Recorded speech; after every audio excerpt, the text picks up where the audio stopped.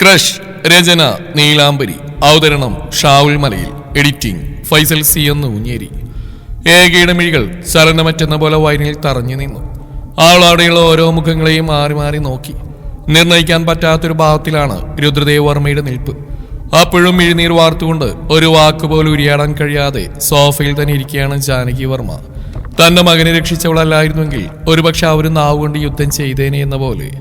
തൊട്ടുമുമ്പ് വാനോളം പുകഴ്ത്തിയവൾക്ക് നേരെ ഓന്നിനെ പോലെ നിറം മാറിക്കൊണ്ട് ശബ്ദമുയർത്താൻ ആ സ്ത്രീക്ക് കഴിയുമായിരുന്നില്ല. തനിക്കിതിലൊന്നും ചെയ്യാനില്ലെന്നൊരു ഭാവമാണ് ദേവികക്ക്.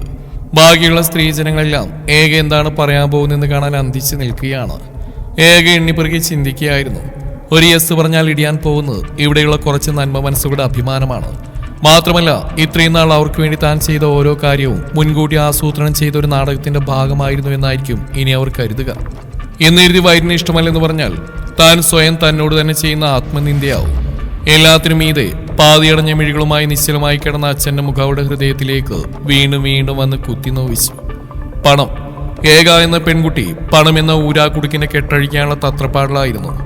കണ്ണുകൾ മുറുക്കി അടച്ചു തുറന്നൊരു ദീർഘനിശ്വാസം എടുത്തു അവൾ. തന്റെ കൈക്കുള്ളിൽ നിന്ന് ഊർന്നു പോകുന്ന ഏകയുടെ കൈകളിലേക്ക് സംശയരൂപേണ നോക്കിയ ശേഷം ഏകയുടെ മുഖത്തേക്ക് നോക്കി വൈരി. ആളുടെ മുഖവും ആളുടെ നേരെ കപടദേഷ്യം കാട്ടി കൂർത്തു. എന്താ ഇയാൾ പറഞ്ഞു? എന്നെ ഇഷ്ടമാണെന്നോ? എപ്പോ മുതലാ? എന്നിട്ട് എനിക്കതറിയില്ലല്ലോ. നിങ്ങൾ സ്വയം തീരുമാനിച്ചോ എന്നെ മാത്രമേ വിവാഹം കഴിക്കുള്ളൂന്ന്? അപ്പൊ എന്റെ സമ്മതം നിങ്ങൾക്ക് ആവശ്യമില്ലേ? വൈരി നോയി ചോദിച്ചുകൊണ്ട് ബാക്കിയുള്ളവർക്ക് നേരെ തിരിഞ്ഞു ഏക. അതവിടെ നിൽക്കട്ടെ, നിങ്ങളെല്ലാവരും എന്തൊക്കെയാ പറയുന്നത്? ഞാനൊന്ന് സൈലന്റായി നിൽക്കുന്നു കരുതി വായിൽ തോന്നങ്ങ് പറയാന്നാണോ? ഞാനിവിടെ വലിഞ്ഞേറി വന്നല്ല. ഞാൻ ഇവിടെയുള്ള ആർക്കൊക്കെ എപ്പോഴോ ചെയ്ത ഉപകാരങ്ങൾക്ക് പകരം പണമോ പദവിയോ ചോദിച്ചു വന്നതുമല്ല. അതുപോലെ ഭിക്ഷയാചിക്കാൻ വന്നുമല്ല. എന്നെ ഈ വീട്ടിലേക്ക് വിളിച്ചു വരുത്തിയത് ഈ നിൽക്കുന്ന മിസ്റ്റർ രുദ്രദേവ് വർമ്മയാണ്. He had offered me a job and that too with a good salary. ഞാനത് സ്വീകരിച്ചു.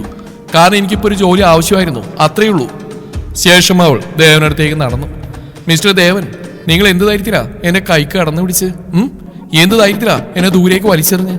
ഒരു പെണ്ണാണെന്ന് കരുതി പ്രതികരിക്കില്ലെന്ന് കരുതിയോ? നിങ്ങൾ ചെയ്ത പ്രവർത്തിക്കുന്ന സ്വഭാവം വെച്ച് നോക്കിയാ നിങ്ങളുടെ അണപ്പല്ലി നിലത്തെറിച്ചേനെ. ഞാൻ ആരാണ് നിങ്ങൾ മറന്നുപോയോ? നിങ്ങളുടെ തന്നെ കമ്പനിയിലെ സെക്യൂരിറ്റി ഗാർഡായിരുന്നു ഞാൻ. ശ്രദ്ധിച്ചു കേട്ടോ. ആയിരുന്നു, ഇപ്പോഴല്ല. അന്ന് കാണിച്ചിരുന്ന ബഹുമാനം ഞാൻ ഇന്ന് കാണിക്കേണ്ട കാര്യമില്ല. ശേഷം അവൾ തന്നെ വെല്ലുവിളിച്ച ഓരോ സ്ത്രീകളുടെയും നേരെ നോട്ടുമെറിഞ്ഞു. പിന്നെ എന്റെ മുഖത്ത് നോക്കി അനാവശ്യം വിളിച്ചു പറഞ്ഞ ഈ സ്ത്രീകളാരാണെന്ന് എനിക്കറിയില്ല. എന്നെ ഇവർക്കും അറിയില്ല. കേവലം ഒരു ദിവസം മാത്രം പരിചയമുള്ള ഒരു പെൺകുട്ടിയുടെ മുഖത്ത് നോക്കി ഇത്രയും പറയാൻ നിങ്ങൾക്കൊരു ഉളുപ്പും തോന്നിയില്ലേ? കണ്ടിട്ട് ആ നിൽക്കുന്ന പെൺകുട്ടികൾ നിങ്ങളുടെ ആരോഗ്യം മക്കളാണ് തോന്നുന്നു. അവരോട് ആരും ഇതുപോലെ സംസാരിച്ച് നിങ്ങൾ ഇങ്ങനെ നോക്കിക്കോ? ഇല്ലല്ലോ, പ്രതികരിക്കും അല്ലേ? അപ്പൊ എനിക്ക് വേണ്ടി സംസാരിക്കാൻ ആരും ഇല്ലാത്തടത്തോളം കാലം ഞാനും പ്രതികരിക്കും. അതുകൊണ്ട് ഇനിയൊരു വാക്ക്, എ സിംഗിൾ വേർഡ് എന്നെ പറ്റി അറിയാത്ത പറഞ്ഞ ഏകയുടെ കൈയുടെ ചൂട് നിങ്ങളും അറിയും. പ്രായം നോക്കില്ല ഞാൻ. എന്നെ പറ്റി അറിയില്ലെങ്കിൽ ഈ കൂട്ടത്തിൽ അറിയുന്നവർ വേറെയുണ്ട്. അവരോട് പോയി ചോദിക്ക്. പിന്നെ ഒരു കാര്യം, ആരോപണങ്ങൾ ഉന്നയിക്കുമ്പോഴും അനാവശ്യം വിളിച്ചു പോകുമ്പോഴും കരഞ്ഞും പിഴിഞ്ഞേൽക്കുന്ന പെൺകുട്ടികൾ വേറെ കാണും. അതവരുടെ ജീവിത സാഹചര്യം കണ്ട. പക്ഷേ ഈ ഏകയാഗണത്തിൽ പെടുത്തേണ്ട നിങ്ങൾ, മനസ്സിലായോ?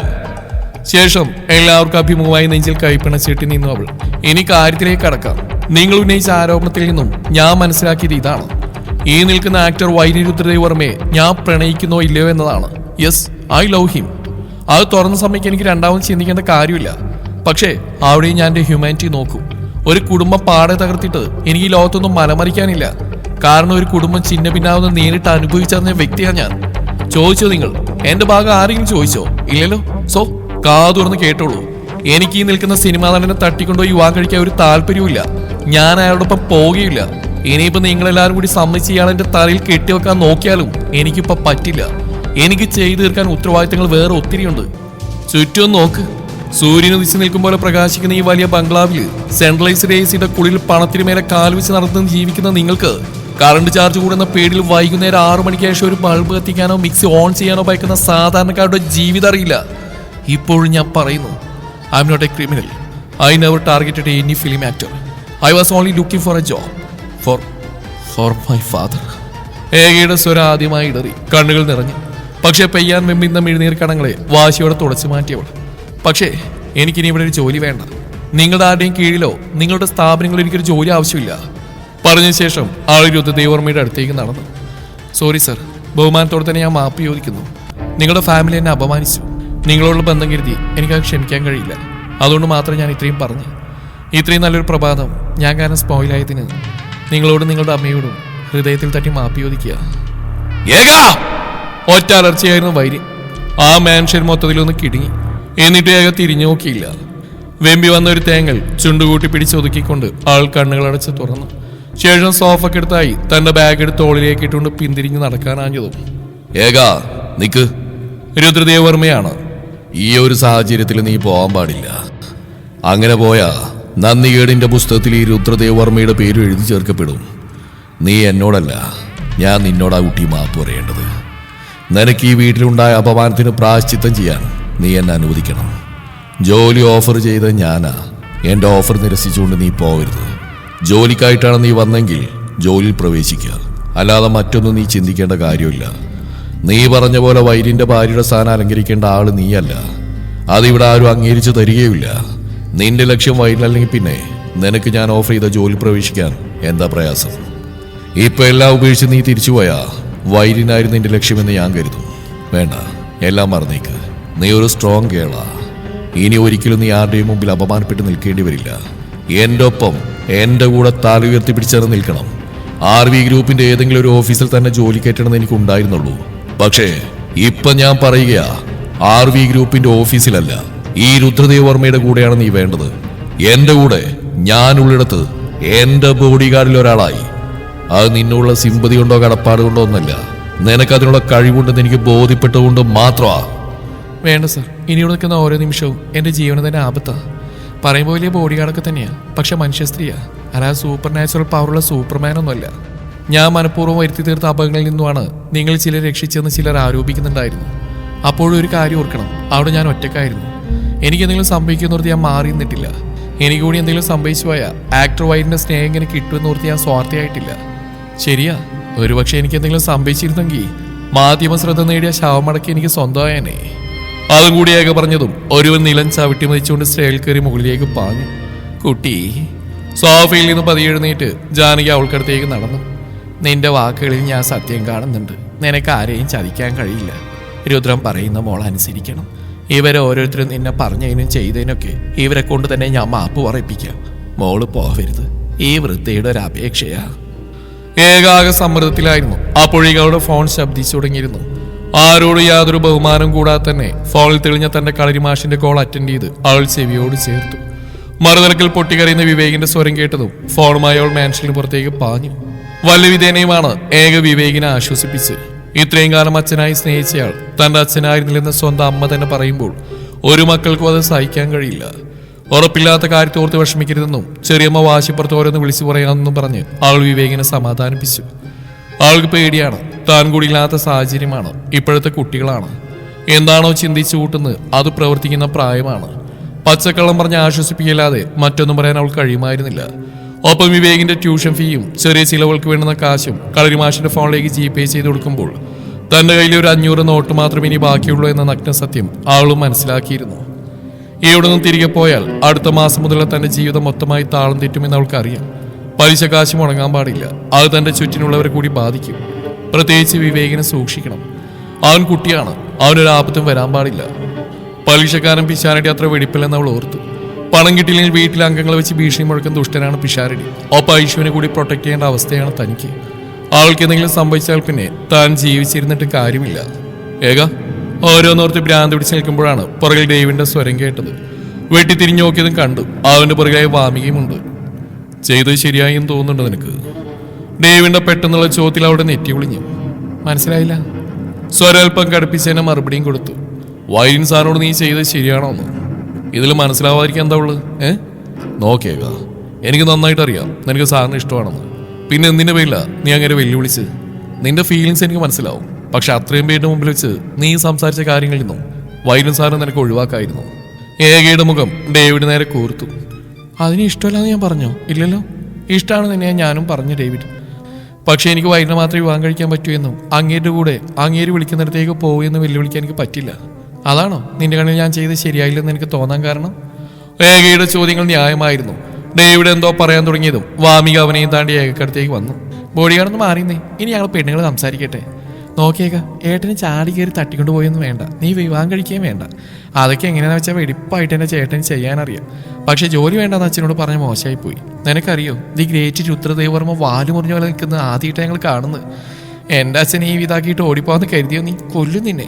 മര്യാദക്ക് ജോലി കയറാൻ നോക്ക്, ഇല്ല ഇവിടെ പിടിച്ച് പൂട്ടിയിട്ട് ഞങ്ങള്. ഏകയുടെ ചുണ്ടിൽ വിരിഞ്ഞ പുഞ്ചിരിയിൽ നോക്കിയിരുന്ന ഇരുവരും. ആവു ചിരിച്ചല്ലോ, അവ ജോലിക്ക് ഓക്കെയല്ലേ? വാ അച്ഛനോട് പറയാം. അച്ഛനും അച്ഛനും ഇപ്പോഴും ഹാൾ തന്നെ ഉണ്ട് നിന്നെ കാത്ത്. പിന്നെ മടിച്ചു നിൽക്കുന്നവളെ നിരാശയോടെ നോക്കി വാമിക. ഇനി എന്താടി? ഓ മറ്റുള്ളവരെ ഓർത്തുള്ള ടെൻഷനാണോ? പേടിക്കണ്ട, അവരൊക്കെ അവരവരുടെ മാളങ്ങളിൽ കയറിയിട്ടുണ്ട്. ഇനിയൊരു ഗൂഢാലോചന കഴിഞ്ഞ് തിന്നാൻ സമയമാകുമ്പോഴേ പ്രത്യക്ഷപ്പെടൂ. നീ പെട്ടെന്ന് വാ, ഈ കാര്യം സെറ്റാക്കിയിട്ട് വേണം എനിക്ക് ചില ഗൂഢാലോചനകൾ നടത്താൻ. ഡേവിഡൊന്ന് ഇരുത്തി നോക്കി പറയലും വാമികളെ പിടിച്ചു വലിച്ചു തുടങ്ങിയിരുന്നു. എന്നാൽ ആ ഒരു തവണ കൂടി വാമികയെ തടഞ്ഞു ഏക. അതെ, നീ എന്നെ കൺവിൻസ് ചെയ്തിട്ടാണ് ഞാൻ സമ്മതിച്ചെന്ന് കരുതണ്ട. ഞാൻ പുറത്തേട്ട് ഇറങ്ങും മുമ്പ് ജാനകി മേഡം പറഞ്ഞ് നിങ്ങളും കേട്ടല്ലേ, ഒരു പ്രായമുള്ള സ്ത്രീയുടെ അപേക്ഷ മാനിച്ച് ഞാൻ സമ്മതിക്കുന്നു. പിന്നെ ഏറ്റവും വലിയ കാര്യം, എനിക്കിപ്പോൾ ഒരു ജോലിയുടെ ആവശ്യമുണ്ട്, അതാ സത്യം. അല്ലാതെ ആരുടെയും സെന്റിമെന്റ്സിൽ വീഴേണ്ട കാര്യമില്ല എനിക്ക്. എന്റെ പൊന്നോ, അതിപ്പോ എന്തോ ആയിക്കോട്ടെ, നീ അകത്തേക്ക് വാ. വാമിക അവളെയും കൊണ്ട് അകത്തേക്ക് കയറുമ്പോൾ രുദ്രദേവ് വർമ്മയും ജാനകിയും അവിടെ തന്നെയുണ്ട്. ഏക ഡ്യൂട്ടി ഞാൻ പറയാം, തൽക്കാലം ഒന്ന് ഫ്രഷ് ആവും. റൂം വാമി കാണിച്ചു തരും. ഗ്രൗണ്ട് ഫ്ലോറിൽ റൂം സെറ്റ് ചെയ്യാൻ വാമി സെർവൻസിനോട് പറ. ഏകയുടെ തീരുമാനം അറിഞ്ഞു രുദ്രദേവ് കാര്യമായി തന്നെ ഇരുവരോടും പറഞ്ഞു. സംതൃപ്തിയോടെ നോക്കിയെന്നല്ലാതെ ഒന്നും മിണ്ടിയില്ല ജാനകി. അത് വേണ്ട സർ, എനിക്ക് ഈ വീട്ടിൽ തങ്ങനെ അല്പം ബുദ്ധിമുട്ടുണ്ട്. പ്രത്യേകിച്ച് എൻ്റെ അഭിമാനം ചോദ്യം ചെയ്യപ്പെട്ട ഇടമായതുകൊണ്ട് ഞാൻ വല്ല ഹോസ്റ്റലിൽ മറ്റോ താമസിച്ചോളാം. ഏക ഉറപ്പോടെ പറയുമ്പോൾ തിരിഞ്ഞടക്കാൻ ആഞ്ഞ രുദ്രദേവ് അതേപടി നിന്ന് അവളെ നോക്കി. അത് വേണ്ട, എന്റെ ബോഡി ഗാർഡ് എന്റെ ഒപ്പാ തങ്ങേണ്ടത്. നിനക്ക് ഹോസ്റ്റലിൽ പോയി താമസിക്കാനാണെങ്കിൽ സെക്യൂരിറ്റി എന്ന നിലയിൽ എന്ത് പ്രൊട്ടക്ഷൻ എനിക്ക് കിട്ടാൻ പോകുന്നു? വൈരിനും ഞാനും മാൻഷനിലുള്ളപ്പോ ഡേവിഡ് ഇവിടെ തന്നെയാ താമസിക്കാറ്. സോ നിനക്കൂടെ താമസിക്കാം. അപ്പോഴേ ഏകയുടെ മൗനത്തിൽ തികഞ്ഞ അസംതൃപ്തി പ്രകടമായിരുന്നു. അത് കണ്ടിട്ടാണ് അയാൾ അവൾക്കടുത്തേക്ക് നടന്നു വന്നത്. ബാക്കി കാര്യങ്ങളൊക്കെ നമുക്ക് പിന്നെ ചർച്ച ചെയ്യാം. അച്ഛൻ ഹോസ്പിറ്റലാണെന്നല്ലേ പറഞ്ഞ്. അഡ്വാൻസ് സാലറി വല്ലതും വേണമെങ്കിൽ എന്നോട് ചോദിക്കാൻ മടിക്കണ്ട, കേട്ടല്ലോ? അതുപോലെ എന്താവശ്യമുണ്ടെങ്കിലും എന്നെ അറിയിക്കണം, മനസ്സിലായോ? അല്പം കടുപ്പിച്ചതിന് അവൾ മറുപടി നൽകി. സാറോ? ആരുടെ സാറ്? രുദ്രദേവ് വർമ്മയുടെ സ്വരം കെടുത്തതും വാമിക ചുണ്ടുകൾ കടിച്ചുപിടിച്ച് ചിരി ഒളിപ്പിച്ചുകൊണ്ട് ഡേവിഡിനെ നോക്കി. ആളുടെ നോട്ടം കണ്ടതും ചിരി ഒളിപ്പിച്ചിരുന്ന ഡേവിഡ് അടുത്ത നിമിഷം മുഖത്തെ പുഞ്ചിരി മുഴുവൻ മായിച്ച് ഗൗരവം നടിച്ച് നിവർന്നിരുന്നു. വേണ്ട സർ, ഇനി അങ്കിളെന്ന് ഞാൻ ഒരിക്കലും വിളിക്കില്ല. പ്ലീസ് എന്നെ നിർബന്ധിക്കരുത്. ഈ വീട്ടിലൊരു സ്റ്റാഫ് എന്നതിനപ്പുറം ഒരു പരിഗണന എനിക്ക് തരരുത്. ഞാനും അങ്ങനെ തന്നെ ആയിരിക്കും. അതിൻ്റെ ഒരു വാശിയായിക്കൊണ്ടാലും എനിക്ക് പ്രോബ്ലം ഒന്നുമില്ല. Please sir. റിക്വസ്റ്റ് ആണ്, പക്ഷേ ഏക എന്ന പെണ്ണിന്റെ തീരുമാനമായിരുന്നു അത്.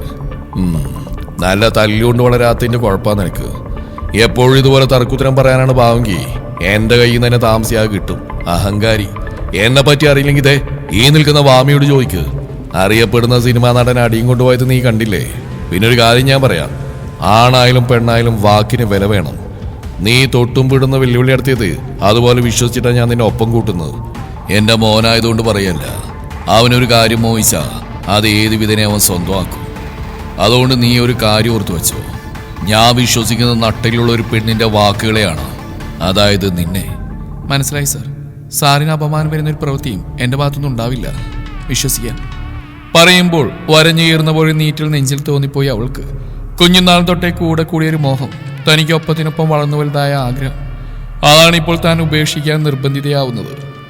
മുന്നിൽ നിൽക്കുന്നതും തൻ്റെ അച്ഛനോളം പോകുന്നൊരു മനുഷ്യനാണ്. ആരോഗ്യം കൊണ്ട് തളർന്നുപോയവനും മനസ്സുകൊണ്ട് തകർന്നു പോയവനും.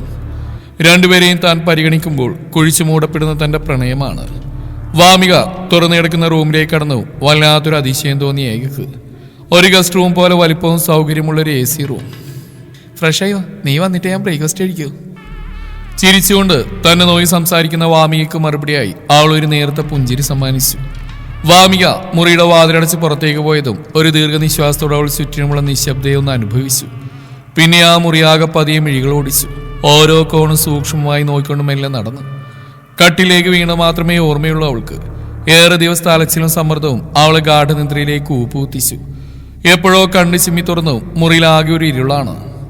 ചാടി എഴുന്നേറ്റ് ചുറ്റും കണ്ണുമിഴിച്ച് നോക്കി. കയ്യിലെ വാച്ചിലേക്ക് നോക്കി ഞെട്ടിപ്പോയി. സമയം വൈകുന്നേരം 6 മണി കഴിഞ്ഞിരിക്കുന്നു. 9 മണിക്കൂറോളം താൻ ഉറങ്ങിപ്പോയോ? വല്ലാത്തൊരു അതിശയം തോന്നി അവൾക്ക്. വയറ്റിൽ വിശപ്പ് മുറവിളി കൂട്ടിത്തുടങ്ങി. അതിലുപരി താൻ എവിടെയാണെന്ന ബോധം വന്നു വലിച്ചു കീറപ്പെട്ട പോലെ നോവ് വന്ന് അവളെ പിടിമുറുക്കി. ദൈവം തന്നെ വീണ്ടും വീണ്ടും വലിച്ചടുപ്പിക്കുന്നത് തന്നെ നഷ്ടസ്വപ്നങ്ങൾക്ക് മേലെയാണെന്ന ബോധം അവളെ ഏറെ വേദനിപ്പിച്ചു. ബാഗ് തുറന്നു നോക്കിയതും ഏകയൊന്ന് ഞെട്ടി. കയ്യിലുള്ള ഡ്രസ്സുകളുടെ കളക്ഷൻ കുറവാണ്. വിവേക് തിരക്കിയിട്ട് ബാഗ് പാക്ക് ചെയ്തപ്പോൾ കൂടുതൽ എടുത്തു വെച്ച പഴയ ധാവണികളായിരുന്നു. അവനെ കുറ്റം പറയാനൊക്കെയില്ല. വീട്ടിൽ നിൽക്കുമ്പോൾ താൻ അധികം വിട്ട് അവൻ കണ്ടിട്ടുള്ള ധാവണിയാണ്. ഇതൊന്നും ചുറ്റി പുറത്തിറങ്ങുന്ന അവൾക്ക് ഇഷ്ടമല്ല. അത്രയ്ക്ക് ഭംഗിയുള്ളതൊന്നുമല്ല. മറ്റു ഡ്രസ്സുകളൊക്കെ അവൻ എടുത്തു വെച്ചേക്കുന്ന പുറത്തു പോകുമ്പോൾ ഇടാൻ പറ്റുന്നവയാണ്. ഷർട്ടും ജീൻസും ചുരിദാറും ഒക്കെ. ഉള്ളതിൽ നിന്നും നല്ലൊരു ധാവണി കയ്യിലെടുത്ത് അവൾ ബാത്റൂമിലേക്ക് കയറി. ഡ്യൂട്ടിയുടെ ഭാഗമായി ലക്ഷറീസ് ആയിട്ടുള്ള മുറികളും വാഷ്റൂമും ഒക്കെ ഉപയോഗിച്ചിട്ടുള്ള കാരണം ഈ ബെഡ്റൂമോ വാഷ്റൂമോ ഒന്നും ഏകയെ സ്വാധീനിച്ചില്ല. കുളിച്ച് ഫ്രഷായി തന്റെ ഫോണും കയ്യിലെടുത്ത് അവൾ പുറത്തേക്ക് ഇറങ്ങി. ആരുടെയും അനക്കമൊന്നുമില്ല. എങ്ങും വരേണ്ട വാം യെല്ലോ ലൈറ്റിന്റെ പ്രകാശം മാത്രമാണ് ഉള്ളത്. പൂജാമുറിയിൽ നിന്നും മണിനാഥം മുഴങ്ങിയതും ആൾ പതിയെ അവിടേക്ക് നടന്നു. പ്രാർത്ഥന കഴിഞ്ഞ് പുറത്തേക്ക് വന്ന ജാനകി വർമ്മ കാണുന്നത് സാക്ഷാൽ ലക്ഷ്മി ദേവി പ്രത്യക്ഷപ്പെട്ട പോലെ മുന്നിൽ നിൽക്കുന്ന ഏകയാണ്. ലെയർ കട്ട് ചെയ്ത മുടിയാണെങ്കിലും നനഞ്ഞ മുടി ഇരുവശങ്ങളിൽ നിന്ന് അല്പം വീതം എടുത്ത് കുളിപ്പിന്നൽ കെട്ടിവെച്ചിട്ടുണ്ട്. മാൻഷനിൽ ധാവണി ചുറ്റി നടക്കുന്ന രാധിക മാത്രമാണ്. ചുവന്ന ധാവണിയിൽ അതിസുന്ദരിയായി നിൽക്കുന്നവളെ കാണെ പഴയൊരു ഓർമ്മയിൽ കണ്ണു നിറച്ച് ജാനകിയെ മുന്നിൽ കണ്ടതും ഏക അവരെ നോക്കി പുഞ്ചിരിക്കാൻ ശ്രമിച്ചു. നിക്ക് കൂട്ടി, ഞാൻ അല്പം കളഭം കൊണ്ടുവരാം പറഞ്ഞുകൊണ്ട് ധൃതിയിൽ പൂജാമുറിയിലേക്ക് നടന്നുപോയി ജാനകി. ഏക കണ്ണുകളടച്ച് പുറത്തുനിന്ന് തന്നെ പ്രാർത്ഥിച്ചു. അച്ഛന്റെ ഓർമ്മയിൽ ചെറിയൊരു നനവ് അടഞ്ഞ പീലുകളിൽ തടഞ്ഞു നിന്നു. പെട്ടെന്ന് തന്നെ ദേഹത്താരുടെയോ സ്പർശം പതിഞ്ഞതറിഞ്ഞ് ഏക ഞെട്ടി ഉറച്ച് കണ്ണുകൾ വലിച്ചു തുറന്നു. തന്റെ പുറമേനിയിൽ ഒട്ടി നിൽക്കുന്നവൻ ധാവണിക്കിടയിലൂടെ അണിവരൽ അമർത്തിപ്പിടിക്കുകയാണെന്ന ബോധം വന്നു. സഹജമായ പരിഭ്രമത്തിൽ ആ കൈ തടയാനെന്ന പോലെ ആൾ പിടിച്ചുകൊണ്ട് മുഖം പതിയെ തന്നിലേക്ക് തിരിച്ചു. ആ നിമിഷം തന്നെ വൈരിന് അവിടെ കഴുത്തോരത്ത് മുഖം ചേർത്തു. അവളുടെ മുടിയിഴകൾ പതിയൊരു വശത്തേക്ക് നീക്കിക്കൊണ്ട് വൈരിൻ മുഖം അവളുടെ കഴുത്തിലേക്ക് ചായച്ചു. ആ പ്രതീക്ഷിതമായ സാമീപ്യത്തിൽ ഏകയുടെ ശരീരമാകെ ഒരു വിറയൽ പടർന്നു. ശ്വാസം പോലും മറന്നുപോയതുപോലെ അവൾ നിശ്ചലയായി നിന്നു. തിരിഞ്ഞു നോക്കാൻ കഴിയാത്ത വിധം ഭാരമില്ലാത്താൻ ഉയർന്നു പോകുന്ന പോലെ തോന്നിയവൾക്ക്. ഓലങ്കാതിൽ അവന്റെ ശ്വാസം പതിയുന്നതിനൊപ്പം അവന്റെ ഇടംകൈ വയറിൽ ഇഴയുന്നു. കാറ്റുപോലെ അവന്റെ സ്വരം നേർത്തു. വിട്ടുകളയെന്ന് കരുതിയോ നീ? നിനക്കെന്നോട് പ്രേമയില്ലല്ലേ? ഞാൻ പ്രേമിക്കുന്നത് നിനക്ക് അറിയില്ലല്ലേ? വിവാഹം കഴിക്കാൻ നിനക്ക് താല്പര്യമില്ലല്ലേ? പറയിപ്പിക്കും ഞാൻ നിന്നെ കൊണ്ട് തന്നെ. Be ready for that. ആളെ ഞെക്കിപ്പൊട്ടിക്കും ഇത് അവന്റെ ശരീരത്തിലേക്ക് അമർത്തി പിടിച്ചു അവൻ. ഒപ്പം മധുരങ്ങൾ ആ പെണ്ണിന്റെ കാതിലേക്ക് അത്രയും ശക്തിയിൽ തിരികെ കയറ്റി. ഈ ഡ്രസ്സിൽ നീ വല്ലാത്ത സുന്ദരിയാ. സോ എന്റെ കണ്ണിന്റെ മുമ്പിൽ പെടാൻ നടന്നോ നീ? ഇല്ലേ?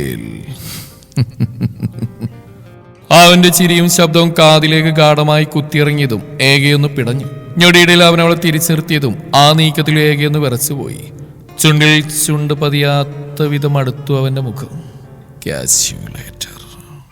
ആളുടെ വയറിലൊന്ന് താളം പിടിച്ചുകൊണ്ട് ചുണ്ടോരം വന്ന് രഹസ്യമായി മുരണ്ടു വൈരി. രാവിലെ ഈ മാൻഷൻ ഒന്നാകെ വിറപ്പിച്ചവളെ തന്റെ വിരൽ തുമ്പിൽ കെട്ടിയിട്ട ശേഷം വൈരിൻ പുറത്തേക്ക് പോയി. അപ്പോഴും തിരിഞ്ഞൊന്ന് നോക്കാനാവാതെ അവൾ തറഞ്ഞു നിന്നു. കഴുത്തിൽ ഇപ്പോഴും അവന്റെ ചുണ്ടുകളുടെ തണുപ്പ് മായാതെ കിടപ്പുണ്ട്.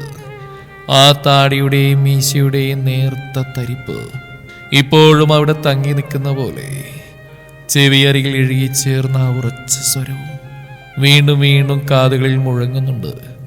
പലവട്ടം ഇങ്ങനെ തന്നെ ചേർത്ത് നിർത്തിയിട്ടുണ്ടവൻ. പക്ഷേ തൻ്റെ ദേഹത്ത് അവൻ്റെ ചുണ്ടുകൾ പതിയുന്ന ഇതാദ്യമായിട്ടാണ്. യാന്ത്രികമെന്ന പോലെ അവളുടെ കൈപതിയെ കഴുത്തിലേക്ക് ഉയർന്നു. അവൻ ചുണ്ടുകൾ ചേർത്ത ഭാഗത്ത് വിരലുകൾ മെല്ലെ പരുതി നോക്കി. അപ്പോഴേക്കും നെറ്റിയിൽ കളഭത്തിന്റെ തണുപ്പ് കൂടി അരിച്ചിറങ്ങി തുടങ്ങിയിരുന്നു. തുടരും ഈ കഥയുടെ ബാക്കി ഭാഗം നാളെ ഇതേ സമയം.